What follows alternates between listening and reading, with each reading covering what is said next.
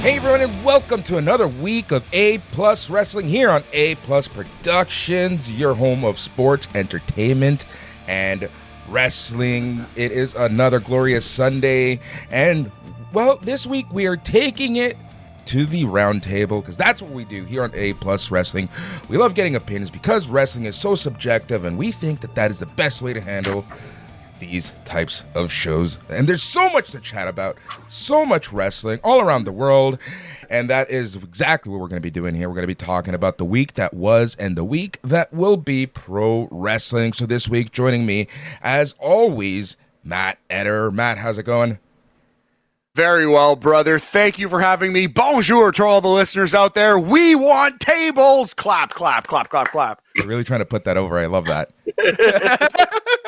I will never stop. I will never give up. You have no idea. Yeah. We'll figure something out. We gotta brand everything. And joining me, part of the A Plus Productions team is Andre C. Andre, how's it going? I'm doing great, man. Great week of pro wrestling. It's been a very everywhere has had something interesting on it this week, in my opinion. To say the least. And also joining us is Melball. Melball, how's it going? I am doing great, guys. Like Andre said, it has been a crazy week in professional wrestling, especially with our favorite Japanese stuff. I'm excited to talk to other people besides Andre about it. Exactly, and that's the beauty, right? And we try to cover the biggest things, but let's just start with the news, as we always do here on A Plus Wrestling. So let's chat some news. All right, so WWE is going to be trimming house shows.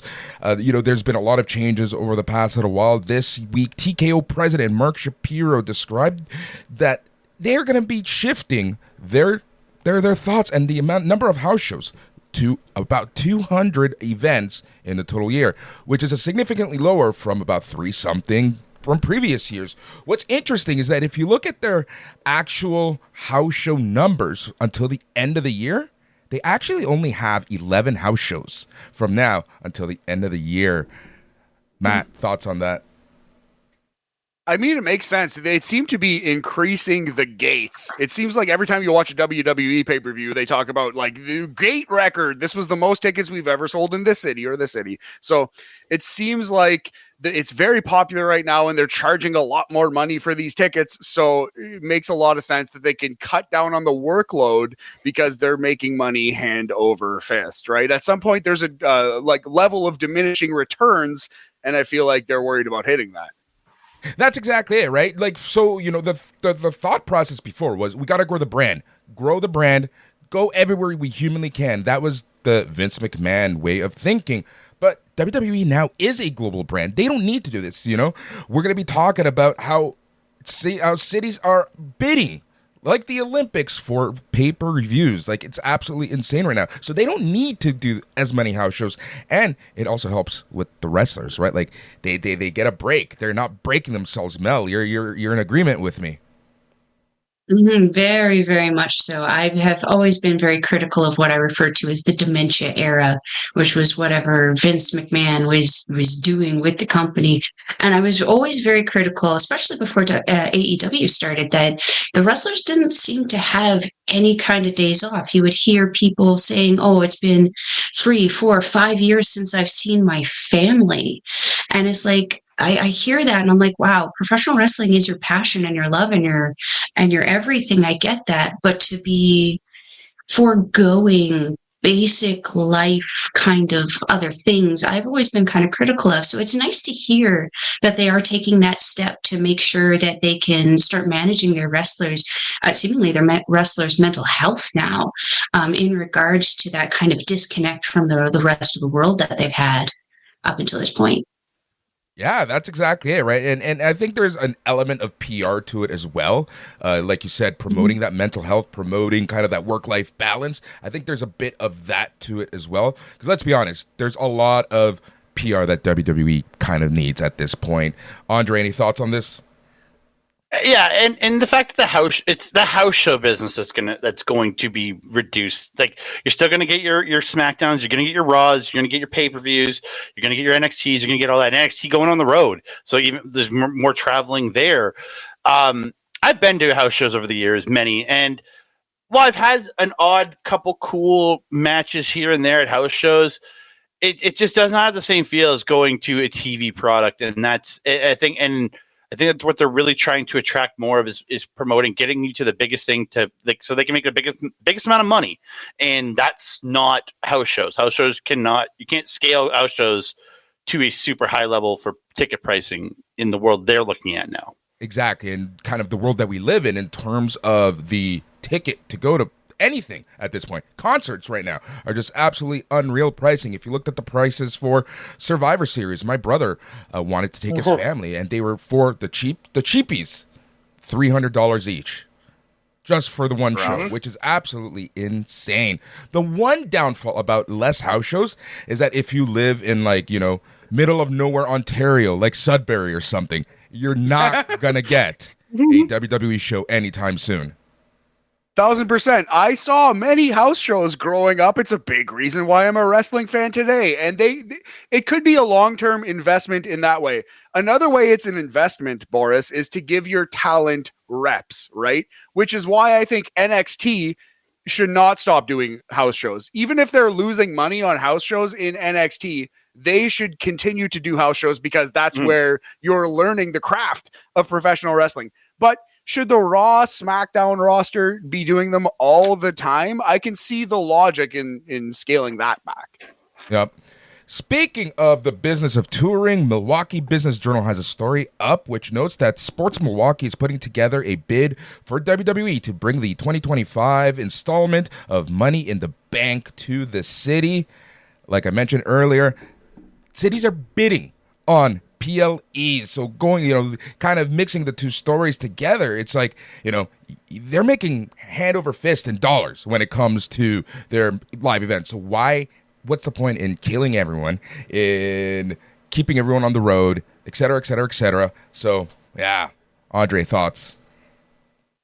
Yeah, it's again, you're seeing all these site fees come up, and then Milwaukee is the latest one, and they're bidding on not even one of the big. I guess the Money in the Bank has become one of the big ones now, but it's not a Survivor Series, it's not a SummerSlam, it's not a Royal Rumble.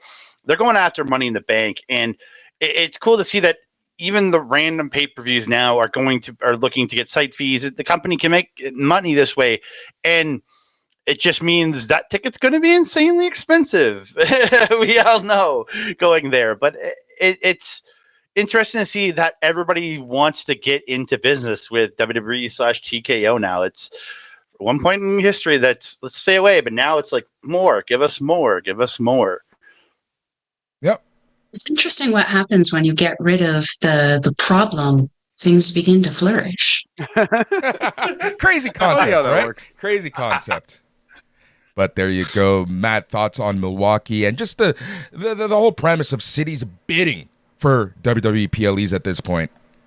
Well, it's like Andre said, Money in the Bank is a growing property. Toronto just had it. It was a hugely successful show for WWE, but I wouldn't classify it as one of the big ones. So it's pretty encouraging that a mid-level to smaller level pay-per-view and a mid-level to smallish, big-ish. Like Milwaukee seems like a perfect match for Money in the Bank. They're kind of at the same level. So it's encouraging that there was a bidding war and Milwaukee won out. Yeah, exactly. We'll see exactly what happens there. But it's crazy to see, like you said, that the A-B level pay-per-views are the ones that people are bidding for. Like you always hear Royal Rumble, WrestleMania, SummerSlam, Survivor Series. But having the other ones out of the top, the big four, that just to me is crazy.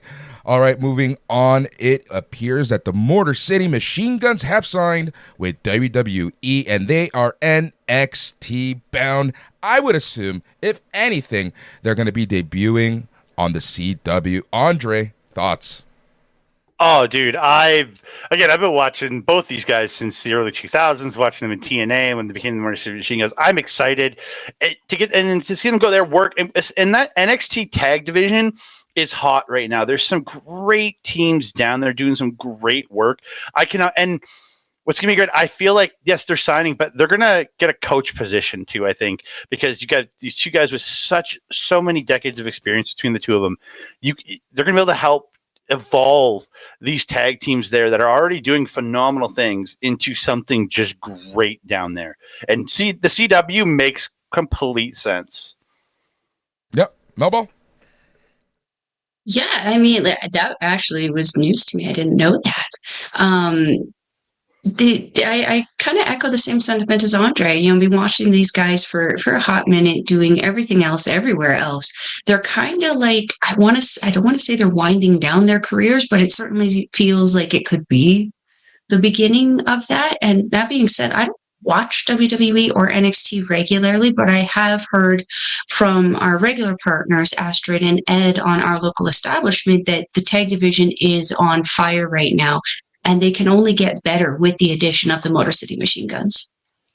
Exactly. Matt, any thoughts on the Motor City Machine Guns being WWE bound, which is interesting because everyone assumed they were going to AEW.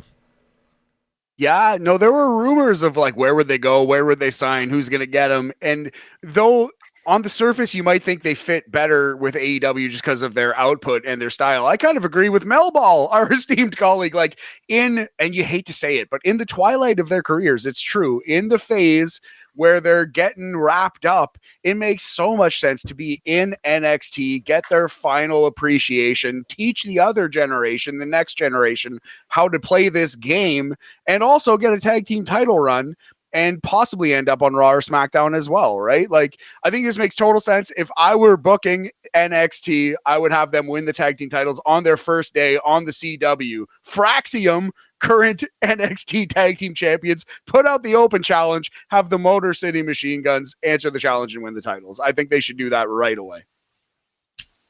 Yeah. Let's really start some stories there for sure. Exactly. And that's exactly the thing, right? They can come in, make an impact, all pun intended, and we'll see. And that's the other thing, right? With the NXT, TNA marriage that's happening, the relationship that they have, I could see Motor City Machine Guns making appearances on Impact. Mm-hmm. Guaranteed. That's a really good call too, Boris. That's a thing that they're like really building, and it's been such a boon for NXT and for TNA, especially TNA, obviously, because they're getting the WWE rub, as they say. But yeah, we haven't really seen any of the people who have been in NXT or WWE before come back, right? Like there's a Nick Namath, a Dolph Ziggler, who could very easily show up, and that would be a huge reaction. So I'm ready to see some of TNA's bigger stars come to NXT for sure. All right. Also, Raw will be returning to 2 hours starting Monday, October 7th, when it moves over to the USA Network. Well, not moves over, when it continues on the USA Network on the temporary deal, but Raw will be going back to 3 hours when it debuts on Netflix on January 6th or 5th, or whatever day that is. I'm really excited about this. Like, it's something that I think a lot of fans have been wanting for the longest time. We'll talk about it a little later, but even SmackDown this past Friday being 3 hours just felt so fucking long. 3 hour wrestling shows is just too much. It's honestly just too much. No matter how jam-packed it is, TV shows just should not be 3 hours. So I'm really looking forward to Raw. Raw's been really hot as of late, so I'm really excited for this. I agree, buddy. I totally 1000% agree with you. Like, obviously, wrestling fans have been clamoring for it. And the reason is, like, there's many reasons for why Raw should be 2 hours. But professional wrestling is such an adrenaline rush. It's such a bang, bang, bang, go, go, go, loud, expressive, amazing business that we all love. But it's just like, it's a little better in small doses. Like, once you watch 3-4 hours every single day, you're oversaturated with wrestling. You know what I mean? And it's very good for Raw to be knocked down to 2 hours. I kind of feel like USA is kind of doing this as a little bit of an FU to WWE, but ironically, the opposite effect is going to happen. It's going to only help Raw. Yeah. It's going to contain everything into small bunch. Everything's going to be so much more compressed, but it's going to give it, and you're going to be anticipating how they're going to lead into Netflix and how they're going to lead into what's going to do. And for me, a guy who has been a very fair weather WWE Raw fan, and I just kind of click through and watch the stuff, I can watch more in a way now because it's going to be everything's going to mean so much more on Raw than before. Yeah, that's exactly it. And even when you think about the talent itself, they're taking away an hour. So you have to prove yourself to be on Raw at this point. So internal competition is only a good thing as well, in my opinion. Melball? Yeah, I think the compression is going to be good as someone who's had to keep up with all of our NJPW stuff. We're looking at 3 to 4 hour, 4.5 hour shows that I have to sit down and watch. And yeah, we do have the pleasure on the NJPW world to be able to like speed up the match time a little bit. Still doesn't help. It still feels exhausting. So I can understand how like yeah, watching a 3 hour show on Monday and then another 3 hour show on Friday, it's going to be a lot of wrestling. So yeah, I do like the idea of it compressing a little bit, making people have to cut things in half. Maybe that means instead of like 20-minute promos, we can only get like 5 or 10 minute promos so that we can get into the wrestling. Because it's something that like in comparison to AEW, Andre and I have seen both an AEW show live recently and a WWE show recently. We saw more wrestling on WWE and more wrestlers on WWE than we did on AEW.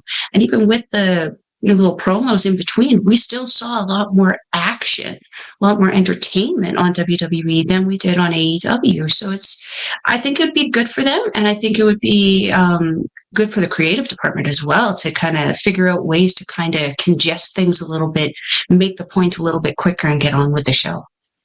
Yep. All right. Some quick AEW news to share. AEW last week, they trademarked the name Shockwave. No one really knew what this was going to be about, but all rumors are pointing to a new show, AEW Shockwave, and the destination is not one where you would think. It's not a Warner Brothers Discovery show. It could very well be under the Fox umbrella, either going to Fox itself, but let's be honest, most likely it's going to be going to FS1. This is interesting considering, that we haven't really heard much in terms of WB Discovery.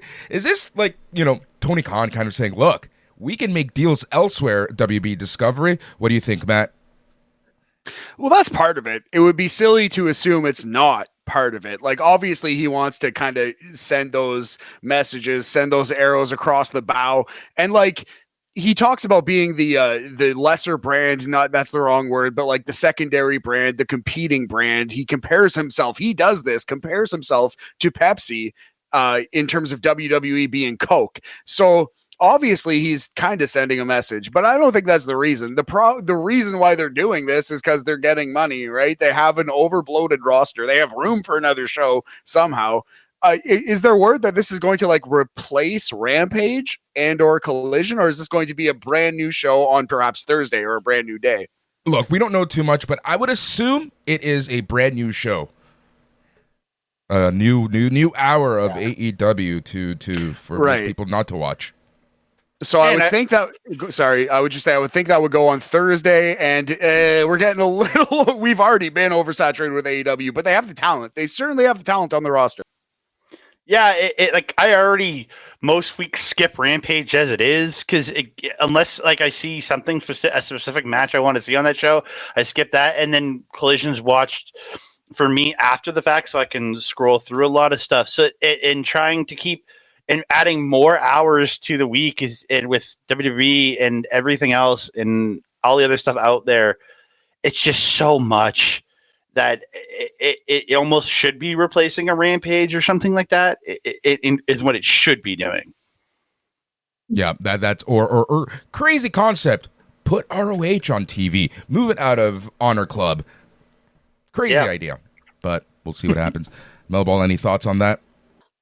I do not have very good opinions on Mr. Tony Khan. I feel like he's a spoiled brat who has too much money and likes to hire his friends instead of competent, educated individuals to run his company.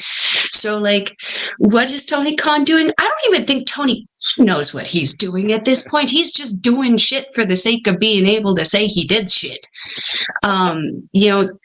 Like, again, we went to an AEW show recently. We saw Mina Shirakawa. That was all we did.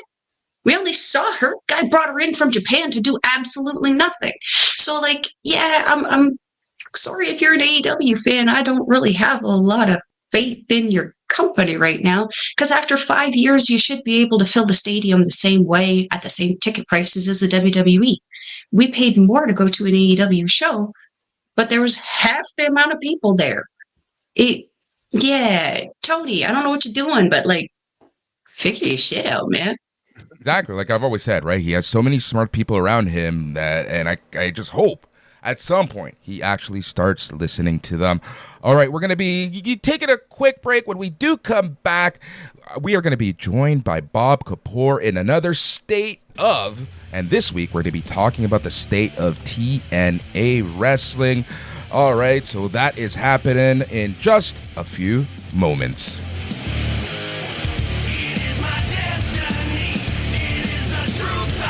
And joining me right now from SlamWrestling.net, none other than Bob Kapoor.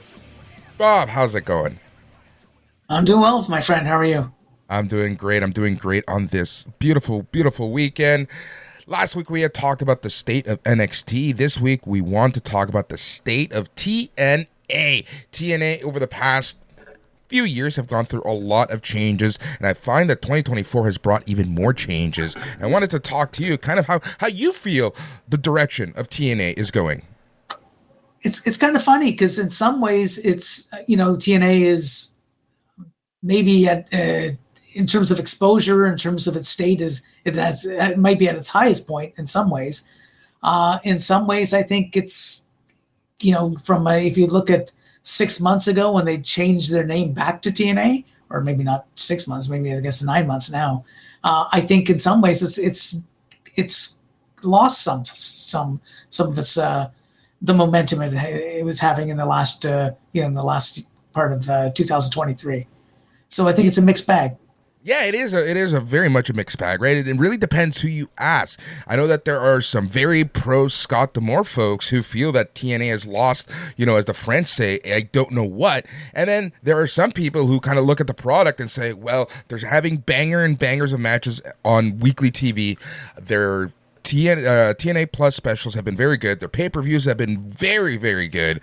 So it really depends who you ask, and it's very interesting. But something I did want to focus on is the relationship / partnership with WWE, specifically NXT.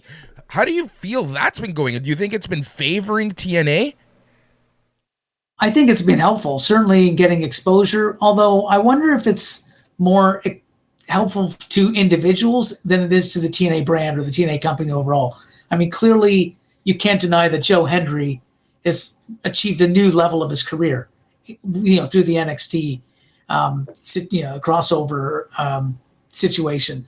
But, Jordan Grace certainly got more exposure, right, with her involvement in the Royal Rumble and her open challenges on both shows. But has it helped TNA as a whole? I don't know. I'm not sure that everyone is experiencing that same success, or that the company is getting the growth out of it. Now, I'm not privy to all the ratings numbers and whatnot, so I can't necessarily comment intelligently on that. But it doesn't seem like they're getting a buzz outside of those appearances by NXT stars and vice versa. Exactly. It kind of also feels like they're using the same TNA stars over and over. You have the Rascals, Jordan Grace, Joe Hendry. They seem to be recycled over and over. Over the past couple weeks, we've been seeing some new people doing crossovers, but for the most part, it's been the same people over and over. So I kind of agree with you where I think from an individual point of view, some people are benefiting for sure. Do you kind of feel that this is kind of like there's some form of an agreement where this is almost like tryouts for certain TNA superstars? Oh, I think for sure. I mean, I think if Joe Hendry is not signed to WWE or NXT at the time of his contract renewal, or the time his contract expires to TNA, there's a big problem, or there's got to be some other explanation as to why that would not happen. I would expect, Jordan Grace would certainly get a look at after she leaves. And similarly, Rosemary, I could see, she's been featured now in the past few weeks of NXT programming. So I could see her getting a shot. But there are other people that you kind of look at and say, how are they not obvious people to be on WWE's radar, right? You look at someone like Moose, look at someone like Josh Alexander, who arguably is one of the best pure wrestlers in the world outside of, not named Daniel Bryan or Bryan Danielson. You kind of hope that everyone would get some of the rub, but we've not seen all of them get that exposure yet. Yeah, it's very interesting. Like, I thought that for sure by now, especially with Ethan Page as NXT champion, we would see a reunion in some shape, way, or form of the North, especially now that Josh Alexander is a heel in TNA. So I'm a little shocked. Maybe there's some do not touch people that TNA has. Again, we're not really privy to a lot of this information, the ratings, and kind of the agreement that they have. But to me, it's interesting that we haven't seen some people, like you said. Moose and Josh Alexander are the two biggest examples that I can think of. Yeah, I mean, I think, someone asked me and I said, well, PCO seems like he would be a great fit. Maybe not in NXT, but in WWE, he's a unique character. Has experience with the company. Even Matt Cardona, who's been dipping his toes into TNA recently, could he come back eventually, go back to WWE? Because I think he has said he would like to go back there, and he thinks it's inevitable that at some point he will. So I think there's, we've seen the tip of the iceberg so far. I think there's probably more to come. And sorry, I guess the last point, Boris, on the Ethan Page question is you kind of wonder how much control do the NXT talents have to, if they say, hey, we want you to go to TNA for a bit, or we think I have a good idea for you, how much can they say no? Or how much do they, really want to, if someone has left the company, do they want to necessarily go back? That's exactly it, right? It's very interesting dynamics that we're seeing here. It's a very different relationship that they seem to have compared to the one that they had with AEW back in 2021. With the relationship with AEW, many people have described it as one way. What do you think of that comparison between the two relationships? Oh yeah, I'm one of those people who said it was one way. I don't think that benefited TNA or Impact at the time at all. And I think that it certainly was a positive thing for AEW, particularly at that point, because they were, a newer company. They were still, I would say, on the upward trajectory at the time. And you could argue whether, where they are now. But I think that was a very, very lopsided relationship. And the true benefit came to AEW, and I guess to a large extent, Don Callis. Exactly. It really benefited Kenny Omega, the Good Brothers, and Don Callis the most. Like, that's really, at the end of the day, who ended up winning from that deal. Yeah, and to be fair, financially, I don't know what the financial terms were. So maybe TNA, maybe Impact at the time, maybe that was a huge life preserver for them or a huge moneymaker for them. I don't know, but certainly from the optics of just a viewer, I wouldn't say that TNA benefited a whole lot. Exactly. All right. So, we've seen some sellouts in Montreal. We've seen bigger crowds in general. Let's talk about where you think TNA, with their relationship with WWE, with their ticket sales, with their TV deals, where do you think TNA is going to be in the next 6, 12, 18 months? I think TNA is going to be kind of where it is today, right? They're going to be, I expect that they'll remain on Access TV in the States and the Fight Network in Canada. I expect that they'll be pushing more the special events on the TNA Plus streaming service. I think that they're going to continue their model of doing a special event followed by TV tapings. I don't think you're going to see them on the road anytime soon with big house show doing house show circuits. And you're going to see the kind of the in and outs as people's contracts expire, and either they leave or they renew. But you're going to see an influx of, I think, newer talents that they've been pretty good at keeping, the roster fresh with new people. So I think you're going to see a lot of that, the same model that's been going forward. I don't think you're going to see any major splashes outside of continuing the WWE or NXT relationship. Yeah, that's kind of. I think that's a very fair assessment of things. In terms of your enjoyment of TNA, have you been enjoying TNA over the past 9, 12 months? So, like you said at the top of the call here, I think they've had some great matches. They put on some really good shows. Overall, top to bottom of the card. I don't know if it's a creative malaise. I don't know that they're doing enough new and exciting stuff. Like if I miss an episode of TNA on a weekly basis, I don't know that I've missed seeing anything new. And I think that's the problem that I'm having right now with TNA. If there's a problem, is that there's nothing must see about it, or nothing that feels must see to me. Which is not to say it's a criticism of the product or what I do see. I enjoy, but I don't know what's missing. Something is missing. Maybe it's maybe it's the D'Amore factor. I don't know. But there seemed to be, like I said, more momentum when he was there than they have now, and they seem to be not necessarily cruising, but certainly very steady.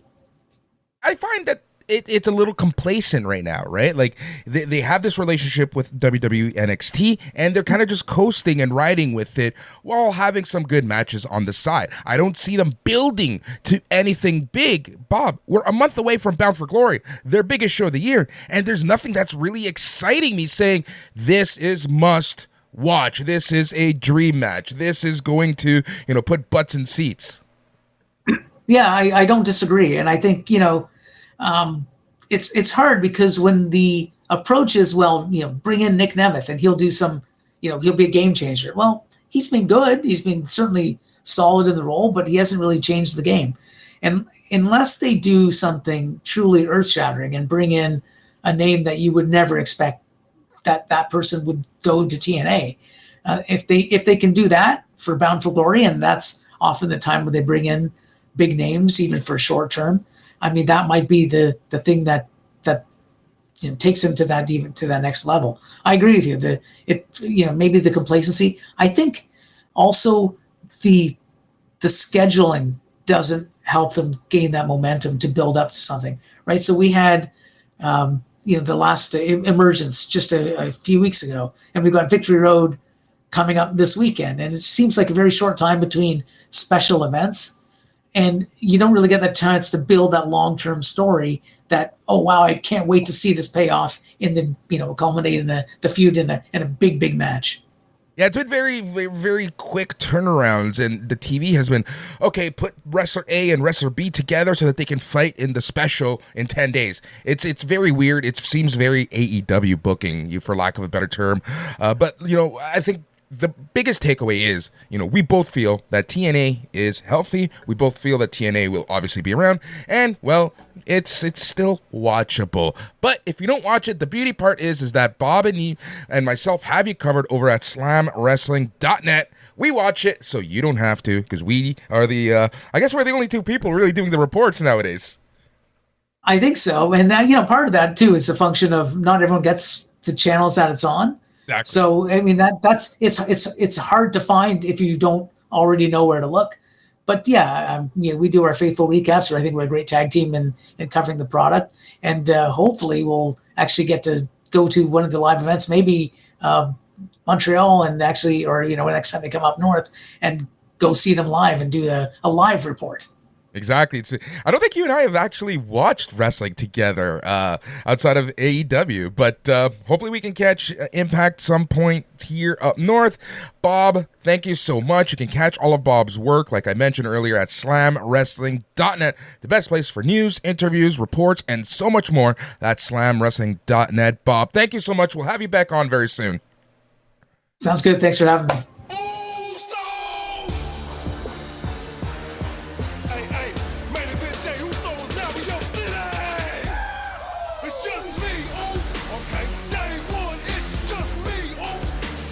And there you have it, Bob Kapoor from slamwrestling.net. Slamwrestling.net, the place for all of your news, opinions, results, and so much more. That's slamwrestling.net. All right, everyone, Melball Andre, Matt is still here with me, and we're going to be talking about the week that was pro wrestling, and what a busy week. First thing I want to talk about is Gunther and Bret Hart. That promo was one of the best things that I've honestly seen in so long. And for someone who a lot of people thought was not a good talker, it was like too serious or whatever, Gunther's been killing it on the mic over the past few months. Matt? Yeah, on this show, on this very program, I suggested that maybe Gunther wasn't the best on the microphone. I'll eat that crow. I was wrong. He is good. He is a good promo, and he's becoming much better. He's getting them reps on Monday Night Raw. But yeah, no, that was just a miss on my part. This dude is doing it, and that was an excellent promo to antagonize the entire city of Calgary, the entire province of Alberta, the entire country, Boris of Canada, by God. Yeah, it was awesome. Andre or Melball, any opinions on that? I just love seeing a guy who went from the guy for so many years, didn't talk, didn't do anything like that, and to come in and just evolve into this guy with so much charisma, which he always had physically, but now being able to just talk it out, and it's undeniable that this guy is just a goddamn star.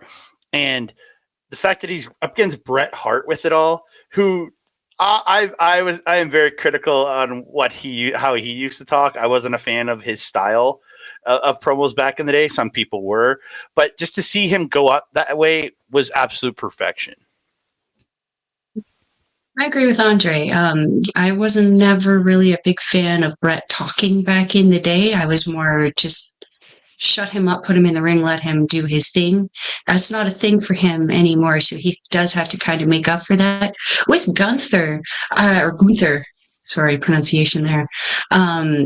I felt like he was kind of he's always had that charisma. He just kind of did it in that quiet way that I'm used to seeing it in Japan with someone like Tomohiro Ishii, where he doesn't have to say anything. He's just menacing enough. What I love to see is that kind of evolution, that kind of improvement of the character in Gunther. And it's not just been in just the look, but in the whole temperament and attitude as well. It's definitely something that's kind of making me consider coming back and watching some of the WWE product for sure. And that I wanted to touch on that, right? Like, I think it's no secret that you really don't watch much WWE. How are you feeling about it? Are you kind of like getting, a little intrigued? Are they drawing you back 100%. slowly? Absolutely, absolutely. Between hearing some of the other shows, again, Astrid and Ed doing taking over, hearing about other stuff with Raw, SmackDown, having seen SmackDown, we've been hearing some stuff surrounding some SmackDown stuff just because they have procured a lot of our NJPW guys and they are not performing to the level that we're used to seeing them in NJPW. It is a different kind of style, but that being said, the stories are what bring me into professional wrestling. If you have a company that has at least 2 or 3 really, really solid stories, I'm interested. WWE has turned around its creativity, and now it's something that I'm actually interested in seeing since, again, as I mentioned, the exit of the problem that was, I feel, preventing a lot of the creative kind of outflux of the company, which would be Mr. Dementia.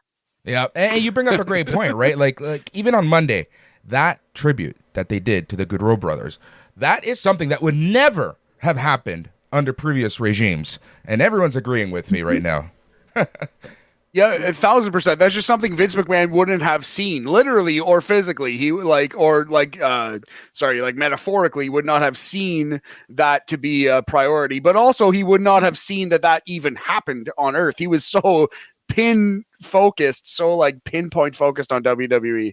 But yeah, man, it's very interesting that WWE has branched out so much and they're trying to reclaim some of the goodwill, some of the fans they have chased away, like Melball.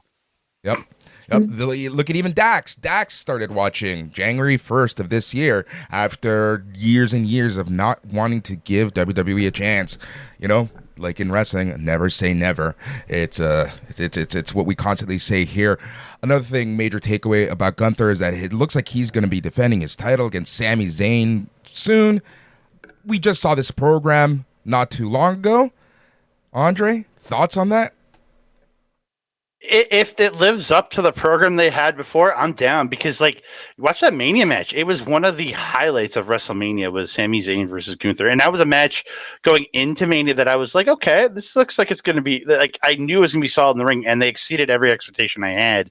And if they're going to run it back for the world title, with this time Gunther getting his win back, really, hopefully beating Sami to keep the title, that intrigues me to all ends. Matt?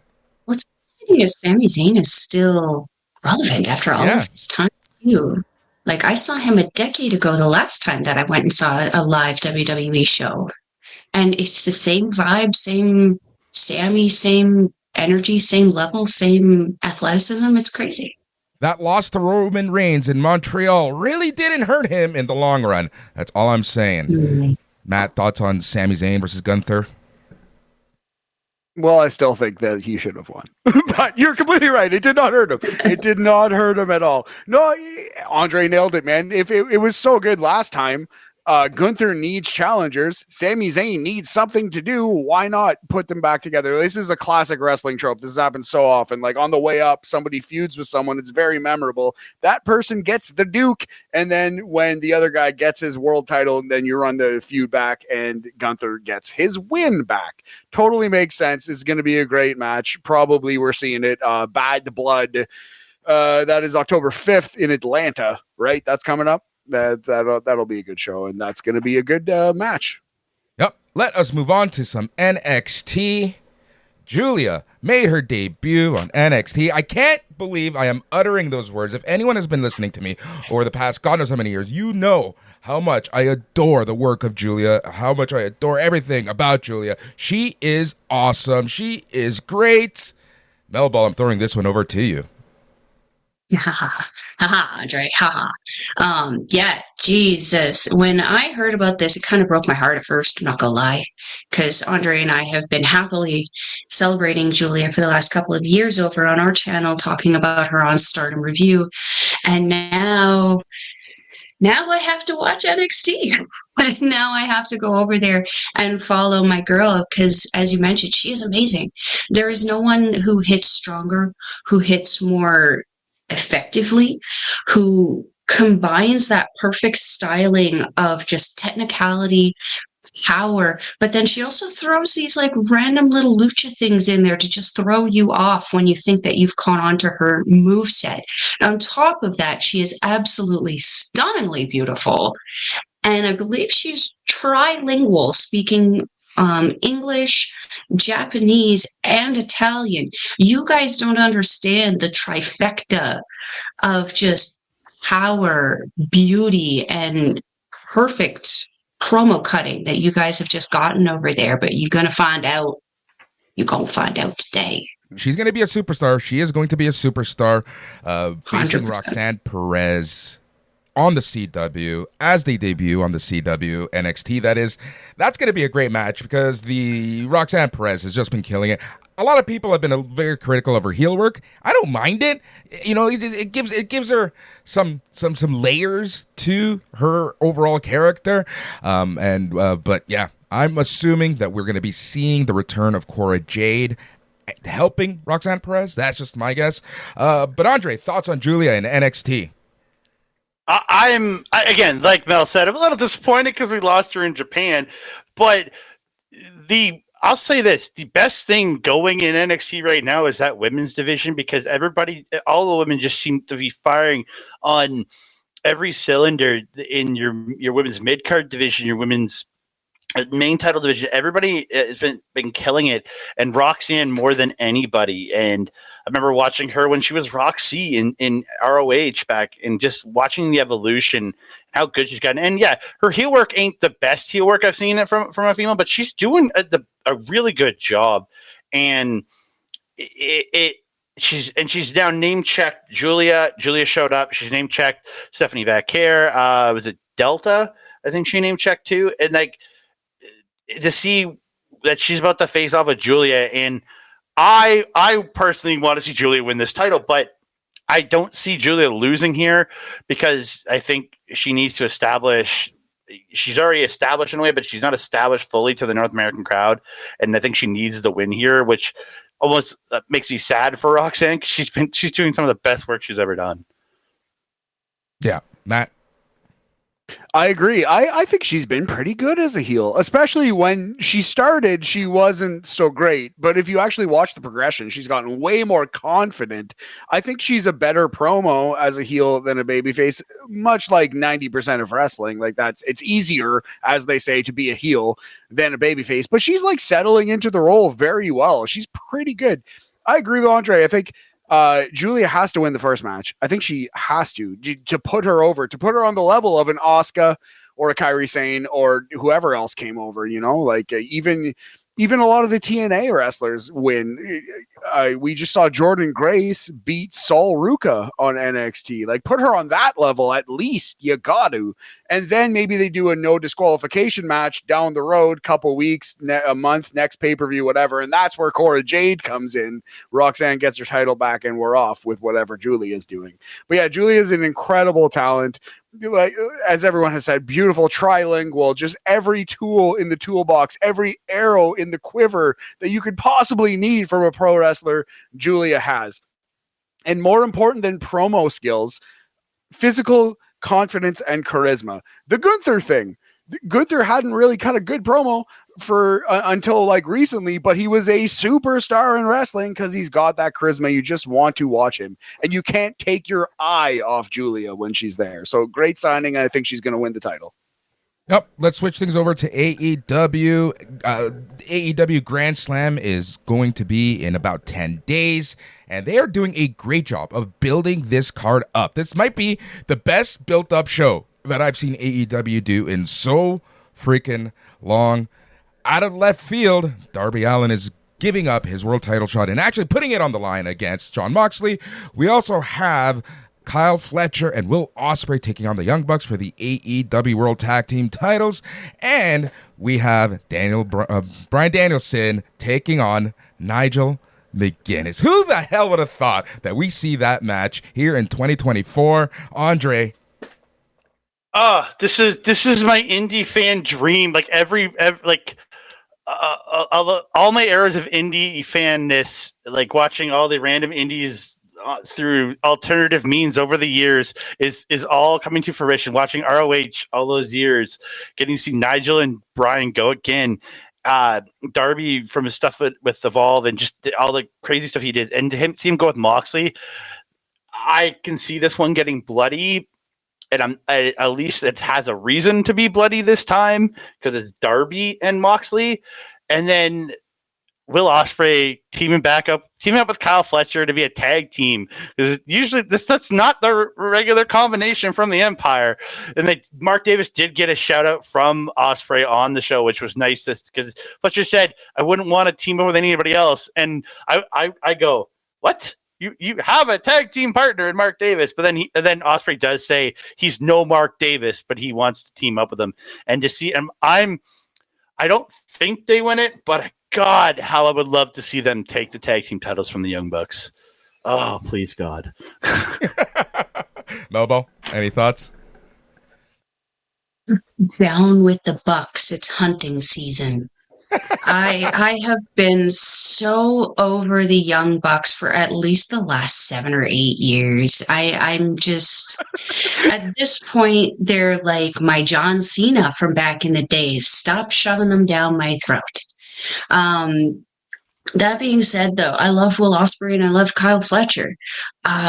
Just based on the company, they're probably not going over the Bucks, but like, who would have thought that, right? A little predictable in that respect.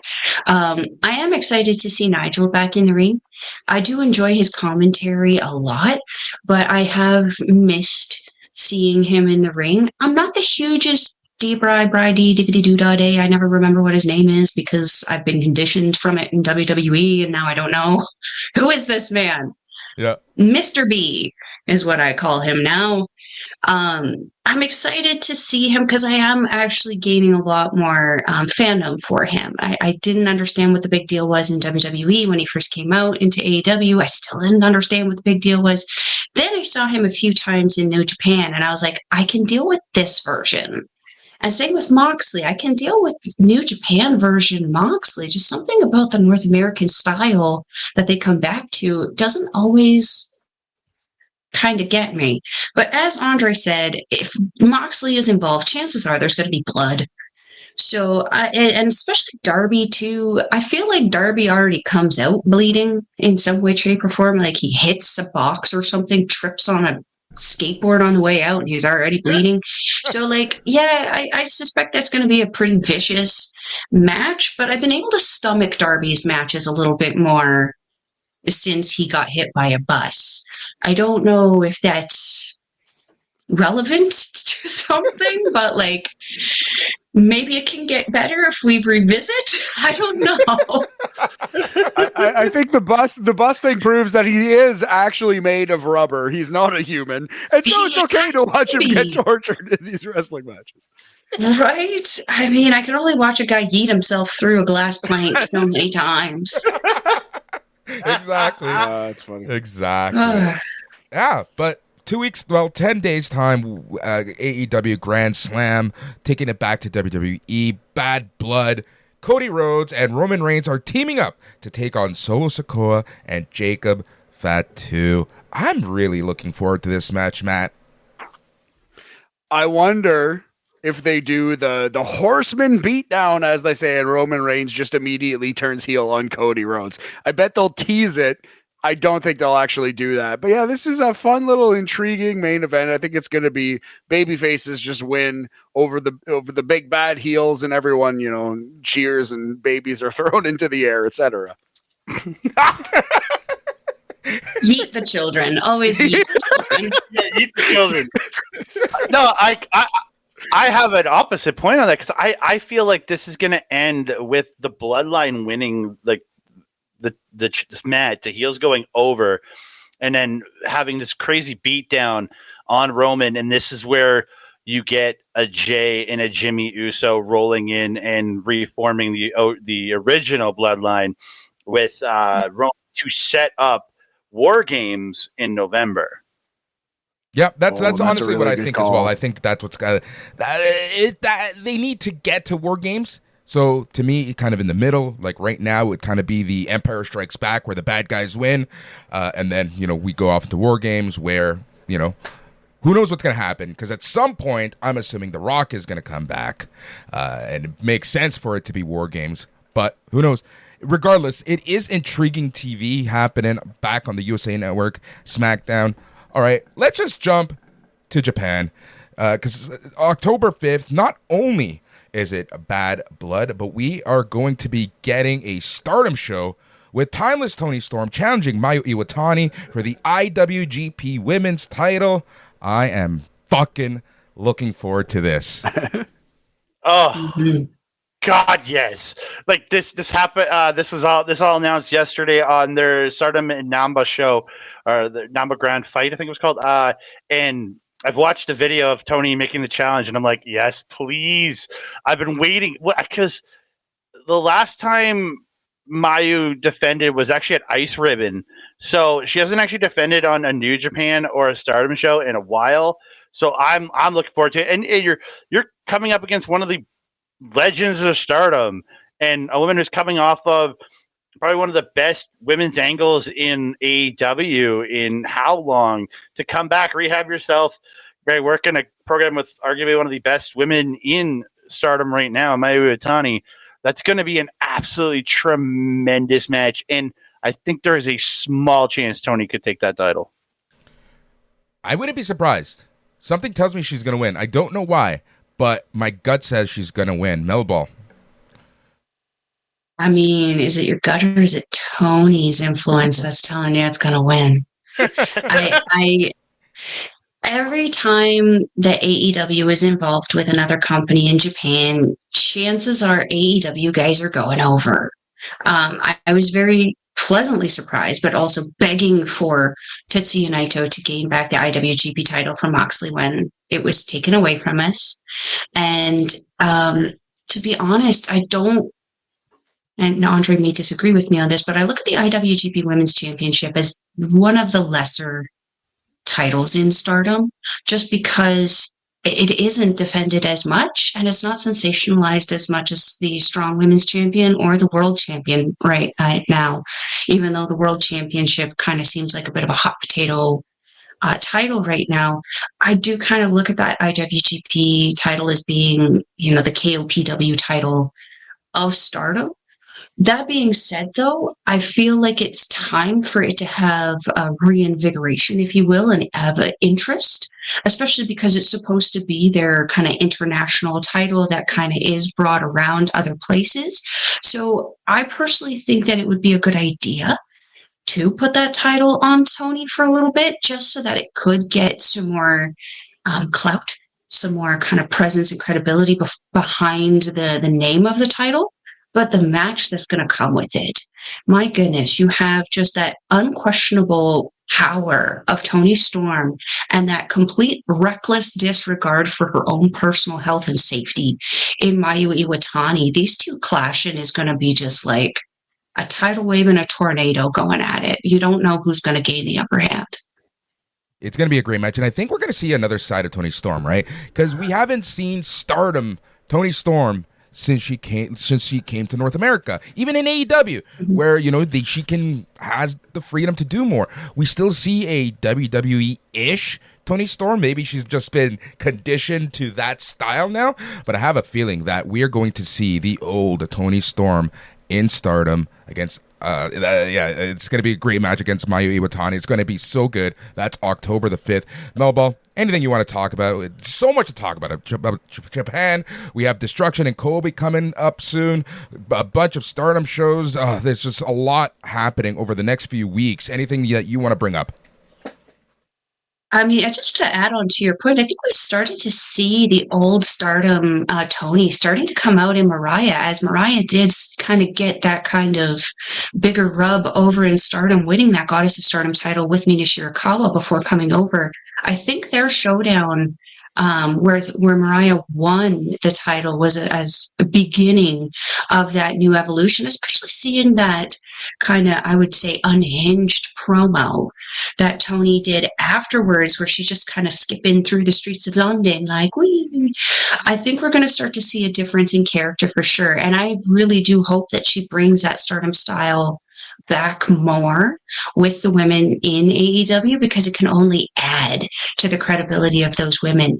Otherwise, I think we got the Dream, what is it called again? Dream Star, Andre tournament? Oh, the Dream Star Grand Prix going on right now with Marigold. Yeah, and Marigold. That is something to keep an eye on right now. Those women are absolutely killing it over there with Bozilla, our girl, our German powerhouse destroyer, taking over and dominating her block. I'm absolutely loving it. And she's making quite the name for herself, not just in Marigold, but in Noah as well, with their showdown, 8-woman showdown there on their last show. Lots of potential stories and feuds coming out of there. Very excited to see where that goes. Yeah, you bring up something that I wanted to touch on, and that's kind of like the change in ties that you're starting to see in Japan, where New Japan, let's be honest, a lot of their stars have been scooped up by AEW. They've kind of diminished a little bit, and I don't know about you, but I'm watching a lot more Noah and NJPW and other things as opposed to New Japan. I mean, I'm not going to lie, DDT has been really on my radar right now, but great. I find it hilarious. It's almost like watching a perpetual Toru Yano show with just crazy cupcake shenanigans. You haven't lived until you see Chris Brooks in a blindfold bra match. I'm just putting that out there. Yep. Look, DDT is not for everybody. Let me just say that right now. If you're not a fan of Orange Cassidy, do not watch DDT. Bob Kapoor, I'm telling you right now, do not watch DDT. It's not for everybody. No. It is not. It is some pretty kooky cupcakes. Yeah, but I do want to highlight at the end of this month with Destruction and Kobe, man, that card does look pretty dang fire. When you have Yoshihashi in a championship match, the card is not that good. I'm just saying. Yes, it is. Yoshihashi, global heavyweight champion. After that, Yoshihashi wins that belt, I will never watch New Japan again. Oh, how dare you! Oh. How dare you besmirch the name of the great Yoshihashi? Yoshihashi for the win. Okay. Boys, now I strongly disagree with what's happening at the bottom here, but I also agree with Boris. We have had G1 Yoshihashi for the last 2 years, and let me tell you, he has been killing it. But G1 Yoshihashi only seems to be really good when G1 Yoshihashi is losing. Otherwise, he's not championship material on his own. He is a tag team guy. He just has more credibility when he has someone more credible in his corner. But like, if after what they have done with David Finlay, with the whole Nick Nemeth situation, with the whole Hiroshi Tanahashi thing, no, if they treat David Finlay like that, at that point, NJPW doesn't deserve the War Dogs. So no, Yoshihashi wins that. Nay. I'm not going to stop watching it, but I am going to be riding El Presidente's broken butt for the rest of the year until he fixes the problem. Yep. We'll go over the card next week on the show for Destruction and Kobe. It is at the end of the month. We do want to highlight some of the bigger New Japan shows and DDT shows and all the other shows from Japan, including Stardom and whatnot, here on A+ Wrestling. What a week it has been. It has been crazy. It has been fun. Any last words, Melball? Love wrestling, support local wrestling, go watch indie wrestling so you can see the stars of tomorrow. And also subscribe to Wrestle Universe if you want a taste of as many wrestling shows in Japan that you can stomach for a lesser price. Andre? Yeah, I just want to say it's been such a great weekend for wrestling, and there's so much great stuff coming up, whether you're looking North America and Ted Dates or WWE's just upward run, and just it's all been so good. And all I can say is Yoshihashi for champion. It's not going to happen. I'm cutting that out of the show. Boo this man. Boo this man. This is going to turn into a 3-person panel after editing. Just see one of Andre's little random lucha edits at the bottom there. But I am also pro Yoshihashi. He won me over years ago. He won me over. I'm on team Yoshihashi. But it's a great time to be a wrestling fan. We are spoiled. We should enjoy it and appreciate it. And also, the death rattle of the WWE network has been fun. They're just like throwing WCW shows on the network. So we have like mad WCW on the DVR right now, Boris. We can watch friggin' like Starrcade 88 through 92, or like a little bit of Nitro when Hulk Hogan loses to Bill Goldberg. If you want to dip into the WCW, the history of wrestling is great. The present of wrestling is great. What a time to be alive. And the future of wrestling only looks amazing. All right, aplusproductions.com is where you can find us everywhere as we talk all things wrestling, sports, and entertainment. In whatever feed you want, you have A+ Wrestling, A+ Sports, and A+ Entertainment. We have a jam-packed show for you planned next week. I think we're going to be getting an interview for next week. I'm hoping that goes through. It is going to be a familiar voice, someone that you used to hear each and every single week on the other place. And we have so much happening. Just be sure to subscribe A+ Wrestling. On behalf of Melball, Andre, and Matt, we thank you so much for listening. But most importantly, stay tranquilo.